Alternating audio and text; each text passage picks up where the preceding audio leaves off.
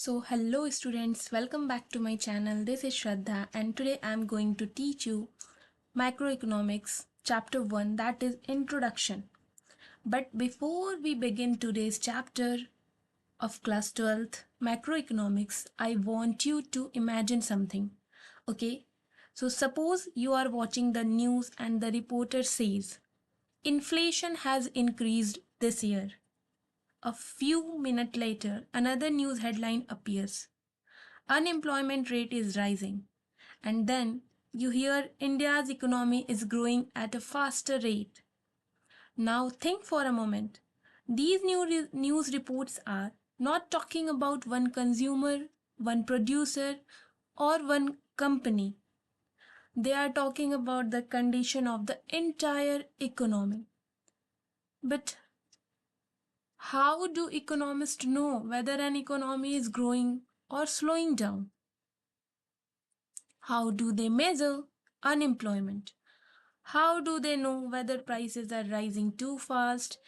And the most importantly, what can the government do when the economy faces problems? So the answers to all these questions are found in a very interesting branch of economics that is known as macroeconomics.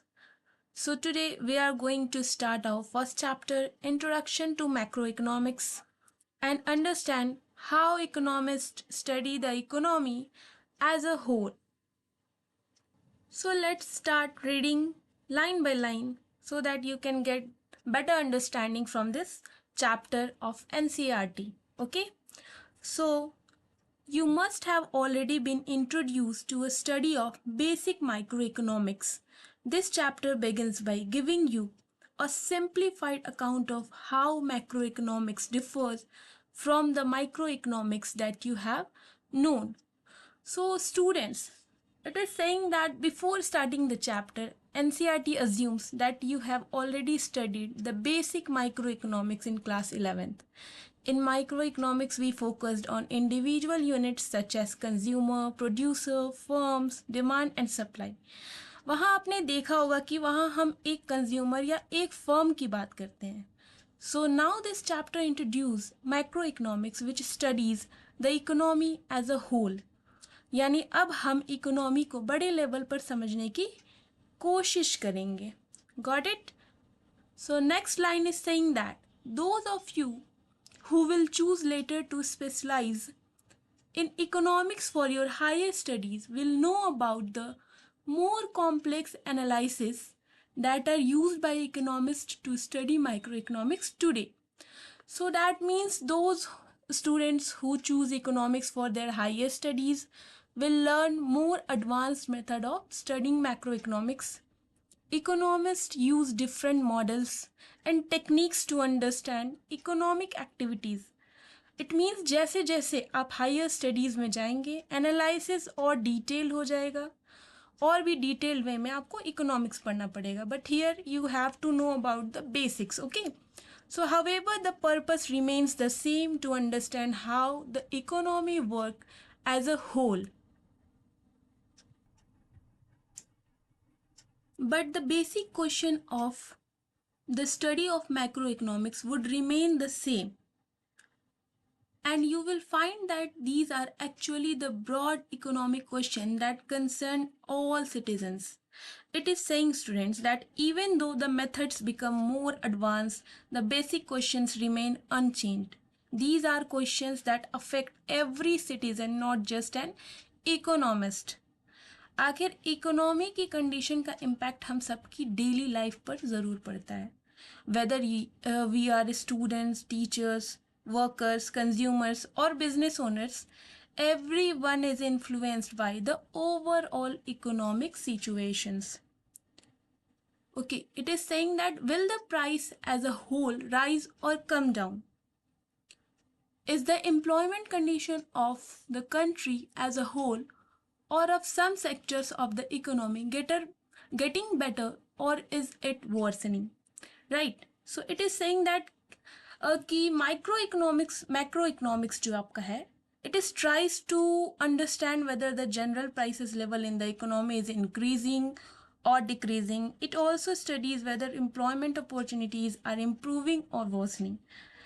Basically ये कह रहा है कि आज भी जब हम news देखते हैं, इन्फ्लेशन और अनएम्प्लॉयमेंट की बात बार बार हमें सुनने को मिलती है, right? So these are the important issues because they directly affect the lives of people. Now, what would be reasonable indicators to show that economy is better or worse? What steps, if any, can the state take or people ask for in order to improve the state of the economy? Right? So another important question is how we can judge whether the economy is performing well or not. Economists use different indicators such as growth, employment, and price stability for this purpose.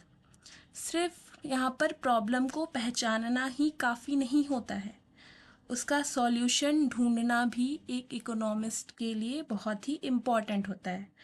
Therefore, macroeconomics studies what steps the government can take to improve economic conditions, right? So yes, these are the kind of questions that make us think about the health of the country's economy as a whole. So all these questions help us understand the overall health of the economy, just as a doctor checks different signs to know whether a person is healthy. Like that, economists examine different indicators to understand the condition of the economy. एक तरह से macro economics जो है economy का health report card prepare करता है, कह सकते हैं ऐसा कि ये जो मैक्रो इकोनॉमिक्स है इकोनॉमी का हेल्थ रिपोर्ट कार्ड प्रिपेयर करता है, जैसे एक डॉक्टर एक पेशेंट का हेल्थ रिपोर्ट कार्ड प्रिपेयर करता है. Okay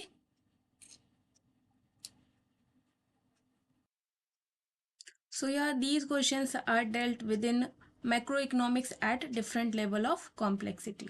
So in this book, you will be introduced to some of the basic principles of macroeconomics analysis. The principles will be stated as far as possible in the simple language. But it is saying that in this book, you will learn the basic principles of macroeconomics in a simple manner. NCERT has tried to keep the language easy so that students can understand concepts comfortably. यानी focus रटने पर नहीं है, focus कहाँ है? Focus concepts को समझने पर है. It means in this book we are going to learn the concept what is written here. Okay.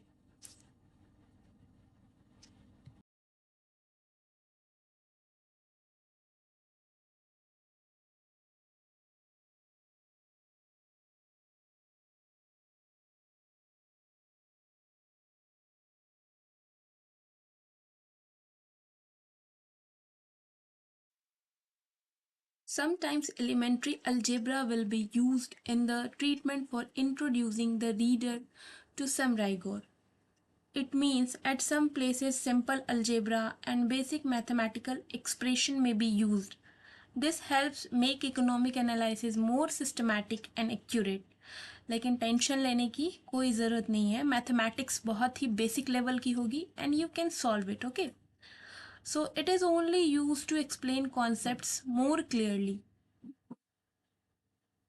If we observe the economy of a country as a whole, so it will appear that the output level of all the goods and services in the economy have a tendency to move together. So what does it mean? Okay, till here we have read. So what does it means? So it means that when we observe the economy as a whole, we notice that the production of many goods and services tends to move together. If economic activity increases, production in several sectors usually increases as well. इसका मतलब है कि economy के अलग अलग sectors एक दूसरे से जुड़े हुए होते हैं, किसी एक सेक्टर में चेंज से दूसरे सेक्टर में भी चेंजेस होते हैं. So let's see, for example, if output of food grain is experiencing a growth, it is generally accompanied by a rise in the output level of industries goods. Okay, so it means, for example, when food grain production increases, industrial production often increases too. This shows that growth in one sector is usually linked with growth in other sector. यानी agriculture और industry अलग अलग नहीं है, दोनों एक दूसरे को इन्फ्लुएंस करती है. लाइक सपोज आपके एग्रीकल्चर सेक्टर में वीट ज़्यादा ग्रो हो रहा है. ओके, सो वीट ज़्यादा ग्रो होगा तो वो इंडस्ट्रियल सेक्टर में जाएगा फ्लोर बनने के लिए. So the more wheat will be grown, the more it will be utilized by industrial sector to convert it into the flour. Okay, so market में भी क्या होगा कि फ्लोर जो है ज़्यादा क्वांटिटी में अवेलेबल होगा. सो हर एक सेक्टर जो है दूसरे सेक्टर से जुड़ा हुआ है, एक दूसरे को इन्फ्लुएंस करता है. Got it? So yeah, it is saying that within the category of industrial goods, also the output of different kinds of goods tend to rise or fall simultaneously. Okay, so similarly, price of different goods and services generally have a tendency to rise or fall simultaneously. We can also observe that the employment level in different production unit also goes up or down together. So what does it mean? It means just as production moves together, prices of different goods and services also tend to rise or fall together. Employment levels in different sectors shows a similar pattern. It means जब economy अच्छा perform करती है तो jobs भी बढ़ता है, और जब इकोनॉमी स्लो होती है तो उसका इफेक्ट किस पे होता है? हमारे एम्प्लॉयमेंट पे भी होता है. So this overall movement of output prices and employment is one of the main concern of macroeconomics. Okay, so, okay, if aggregate output level, price level or employment level in the different production unit of an economy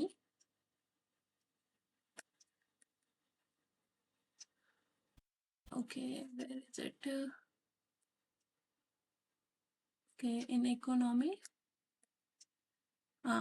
bear close relationship to each other, then the task of analyzing the entire economy becomes relatively easy. So what does it means? It means when the production level, price level, employment level of different sectors move together, studying the economy becomes much easier. Economists do not need to examine every single firm or product separately. Okay, सोचिए अगर commodity को अलग अलग analyse करना पड़े तो काम बहुत ज़्यादा कॉम्प्लिकेटेड हो जाएगा. So since many economic activities show similar trends, economists can study the overall economy more conveniently, right? Okay. Instead of dealing with the above mentioned variable at individual levels, we can think of a single goods as a representative of all the goods and services produced within the economy. So to what can I say that to simplify analysis, economists often imagine one representative good that stands for all goods and services produced in the economy. This is not real commodity, but an imaginary one used for understanding economic trends. यानी हजारों products को अलग अलग देखने के बजाय हम एक रिप्रेजेंटेटिव प्रोडक्ट मान लेते हैं और उसी के बेस पे कंपेयर करते हैं. So this makes macro economics analysis simpler and more manageable. This representative good will have a level of production which will correspond to the average production level of all the goods and services. Okay, so the production level of this representative goods reflects the average production of all goods and services in the economy. If overall product rises, the production of representative good is also rise. Okay, so एक तरह से ये पूरी economy का average performance दिखाता है, right?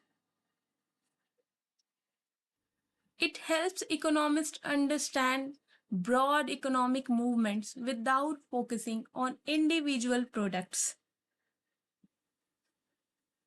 So similarly, the price or employment level of this representative good will reflect the general price and employment level of the economy.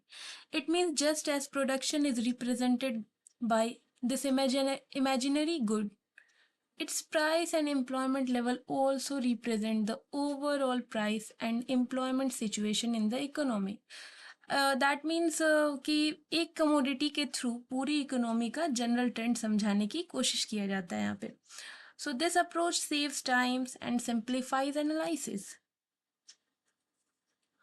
So, in macroeconomics, we usually simplify the analysis of the countries that production and level of employment are related to attributes called variables like prices, rate of interest, wage rates, profits, and so on. By focusing on a single imaginary commodity and what happens to it, we are able to afford this simplification and thus usefully abstain from studying what happens to the many real commodities that actually are bought and sold in the market, because we generally see that what happens to the prices, interest, wages, and profits, etc. Okay, let's understand till here that what happens to it. Okay, so generally macroeconomics studies how total production and employment are affected by factors such as prices, interest, rates, wages, and profits. To make this analysis easier, economists focus on a single imaginary commodity. ये एक shortcut method है जो economy को समझने के लिए मतलब helpful होता है. By observing changes in this representative commodity, economists can understand broader economic changes. So from here, we are able to afford this simplification and thus usefully abstain from studying what happens to the many real commodities that actually are bought and sold in the market. So what does it means? It means that economists can use this simplification because many commodities behave in a similar manner. Therefore, they don't always need to study every product individually. सो अगर हर product का separate analysis किया जाए तो study बहुत ही ज़्यादा लेंदी हो जाएगा और डिफ़िकल्ट हो जाएगा. So hence using a representative commodity makes the task practical and efficient.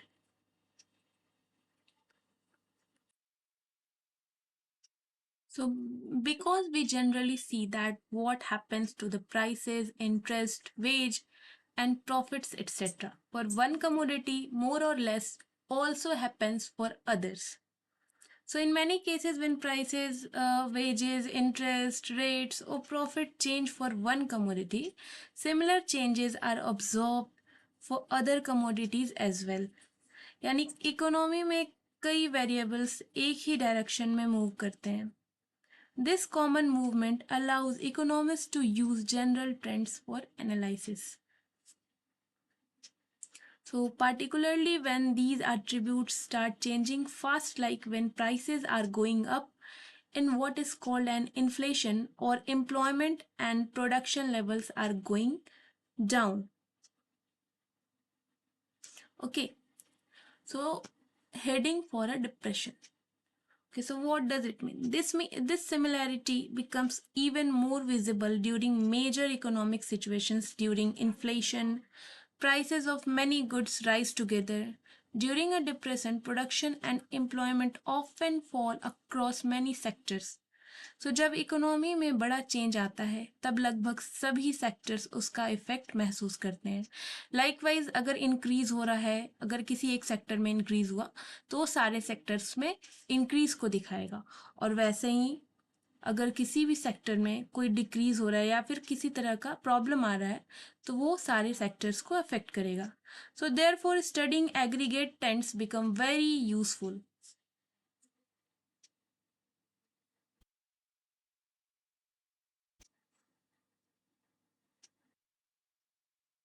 So the general direction of the movements of these variables for all the individual commodities are usually of the same kind as are seen for the aggregates for the economy as a whole. So the overall trend seen in the economy is often reflected in individual commodities as well. If the economy is expanding, many industries experience growth. If the economy is slowing down, many industries faces difficulties. इसलिए aggregate figures जो है हमें economy की overall direction समझने में मदद करती है, right? So we will see below why sometimes we also depart from this useful simplification when we realize that the country's economy as a whole.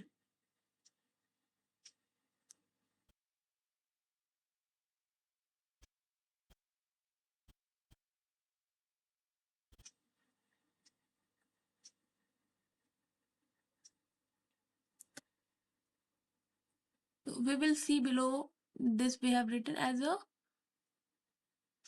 So we will see below why sometimes we also depart from this useful simplification when we realize that the country's economy as a whole may be best be seen as composed of distinct sectors.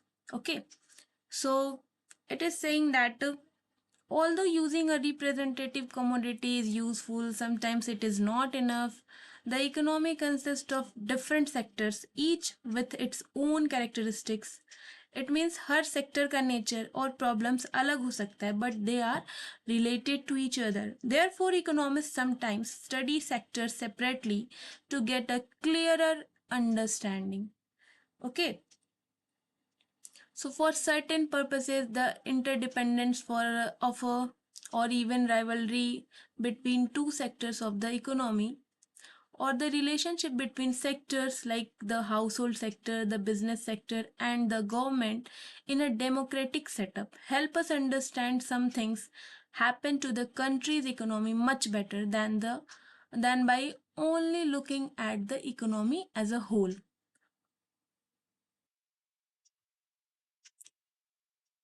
So it is saying that different sectors of the economy often depend on each other. Agriculture and industry are good example of this relationship. अगर agriculture sector अच्छा perform करेगा तो industries को भी फायदा हो सकता है और वाइसी वर्सा यू कैन एज्यूम और you can understand from the wheat example, right? So sometimes sectors may even compete with each other for resources. The economy is made up of different sectors such as household, business, and government. Their interactions influence economic activities. So ये sectors एक दूसरे से connected होते हैं और मिलकर एक economy को चलाते हैं. Studying these relationships often gives a better understanding of economic problems and solutions as a whole. So, while moving away from different goods and focusing on a representative good may be convenient, in the process, we may be overlooking some vital distinctive characteristic of individual goods. So, using a representative goods makes analysis easier, but it also has limitations. Individuals' goods may have special characteristics that get ignored in the process.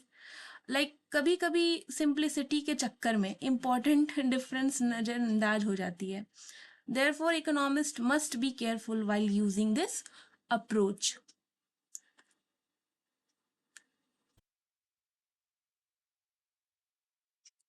So, for example, production conditions of agriculture and industrial commodities are of different nature. So, agriculture goods and industrial goods are produced under very different conditions. Agriculture depends upon heavily on weather, natural factors, while industries rely on more on machines, technology. So दोनों sectors की production process बिल्कुल same नहीं होती है, different होती है. So therefore treating them as identical may lead to inaccurate conclusion, right? So, or if we treat a single category or labor as a representative of all kinds of labors, so we may be unable to distinguish the labor of the manager of a firm from the labor of the accountant of the firm. So it is saying that similarly, all workers cannot be treated as the same. Different jobs require different skills and responsibility. So एक manager और एक accountant का दोनों जो है काम करते हैं, लाइक सपोज 2-3 लोग हैं आपके सामने, तो कोई उसमें मैनेजर है, कोई अकाउंटेंट है, कोई लेबर का काम कर रहे हैं, तो सबका काम, सबका रोल जो है अलग अलग है यहाँ पर, right? So in many cases, instead of a single representative category of good, like or labor or production technology, we may take a handful of different kinds of goods. For example, 3 general kinds of commodities may be taken as representative of all commodities being produced within the economy: agricultural goods, industrial goods, and services. These goods may have different production technology and different prices. Like I have given you example like manager, accountant, labor. So सब अलग अलग तरह के यहाँ पे लोग हैं. Okay.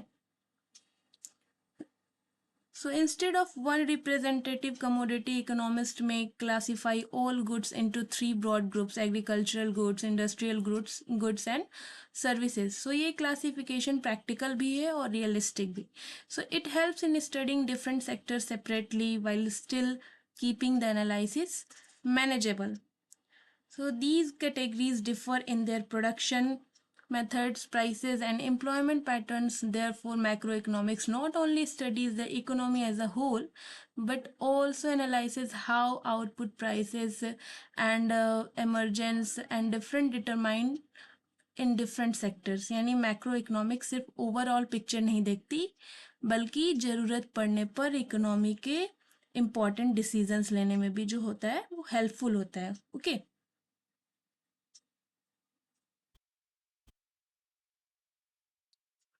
So yeah, these categories differ in their production method, prices, and employment patterns. Therefore, macroeconomics not only studies the economy as a whole, but also analyzes how output, prices, employment are determined in different sectors.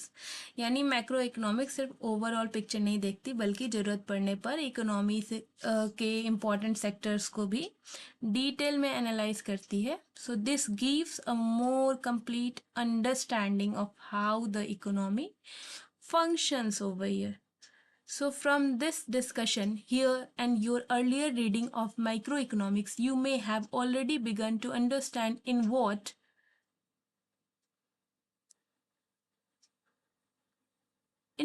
way macroeconomics differs from microeconomics. To recapitulate briefly in microeconomics, right? So by now, after studying both the concepts, you can probably see the difference between microeconomics and macroeconomics. So in microeconomics, it focuses on individual economics units, whereas macroeconomics studies the economy as a whole.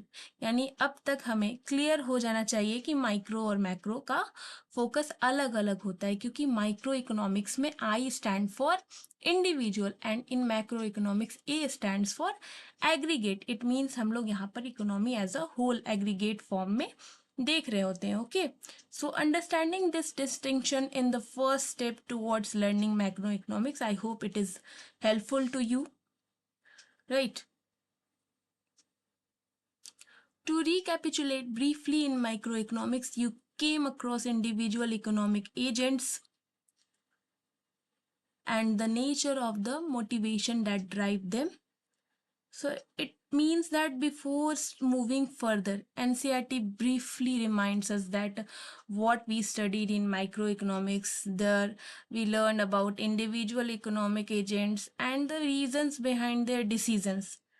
सो याद करिए कि micro economics में जब हम लोगों ने individual decision making को study किया था, सो उस सिचुएशन को ये जो एनसीईआरटी बोल रहा है रिमाइंड करा रहा है, right? So the focus was on understanding why people and firms behave in a particular way. So there were micro, meaning small agents, consumers choosing their respective optimum combination of goods to buy given their taste and incomes, and producers trying to make maximum profit out of producing their goods, keeping their cost as low as possible and selling at a price as high they could get in the markets. Okay, so consumers were considered microeconomics agents because they make individual decisions. They choose the combination of goods and services that gives them maximum satisfaction. So according to their income and preference. So her consumer का अपना अपना income था, अपने income के according उनका test and preference था, और उसके अकॉर्डिंग वो लोग क्या कर रहे थे, डिसीजन ले रहे थे. So, yeah, in other words, microeconomics was a study of individual markets of demand and supply. The players or the decision makers were also individuals like buyers or sellers, even companies who were seen as a trying to maximize their profits as a producer or sellers, and their personal satisfaction or welfare level as consumers. So it means that microeconomics mainly studies individual markets where demand and supply interact. The key decision makers are consumers, producers, buyers and sellers. यानी focus पूरी economy पर नहीं बल्कि सिर्फ specific markets और उनके participants पर होता है, like buyers, sellers, consumers. Okay, so this is why microeconomics is often called the study of individual economic behavior. Like I said, I stand for individual. Okay, so the assumption in microeconomics is that people act in their own interest. Producers try to maximize their profit while consumers try to maximize their satisfaction. So her economic agent जो है अपना फ़ायदा देखकर decision लेता है. So this assumption helps economists analyze market behavior. So even a large company was micro in the sense that it had to act in the interest of its own shareholders, which was not necessarily the interest of the country as a whole. It means even a very large company is considered a microeconomics until because it focuses on its own objective and shareholders' interest. It does not necessarily make decision based on what is best for the entire country. Company चाहे कितनी भी बड़ी हो, उसका primary concern कहाँ था, अपने profit पे और अपने शेयर होल्डर्स को बेनिफिट देने पर. इसे कोई मतलब नहीं था कि इंटायर कंट्री में क्या चल रहा है नहीं चल रहा है, बस इसे अपना प्रॉफिट मैक्सिमाइजेशन करना था. ये कहाँ होता है हम लोग को, ये सिर्फ माइक्रो इकोनॉमिक्स के सब्जेक्ट में होता है. Okay, so for micro economics right? So the macro meaning large. Phenomena affecting the economy as a whole, like inflation or unemployment, were either not mentioned or were taken as given. These were not variables that individual buyers or sellers could change. The nearest that economics got to macroeconomics was when it looked at general equilibrium, meaning the equilibrium of supply and demand in each market in the economy. So what does it mean? So microeconomics generally does not study broad economic issues such as inflation and unemployment. So these factors are usually assumed to already exist and are taken as given. So microeconomics ये नहीं पूछती है कि inflation क्यों बढ़ रहा है, unemployment क्यों हो रहा है ना. So such questions belong to macro economics. सो ये सारे क्वेश्चंस कहाँ जाएंगे, इकोनॉमी के. सो ये सारे क्वेश्चंस मैक्रो इकोनॉमिक्स के पार्ट है. सो यहाँ से क्या हुआ, इमर्जेंस होना शुरू हुआ हमारा मैक्रो वर्ड का, ये कह सकते हैं. सो एन इंडिविजुअल कंज्यूमर्स और producer can not control inflation और unemployment. These are economy-wide issues that depend on the action of millions of people and institutions. It means कि एक आदमी या एक कंपनी अकेले पूरी इकोनॉमी के डायरेक्शन को नहीं बदल सकता है, बट सब मिलकर तो ज़रूर बदल सकते हैं, right. So therefore these variables are studied at macro level. So for today only this concept we will study. After this video I will upload another part of this video. Okay, till then stay tuned. Thank you. Bye bye.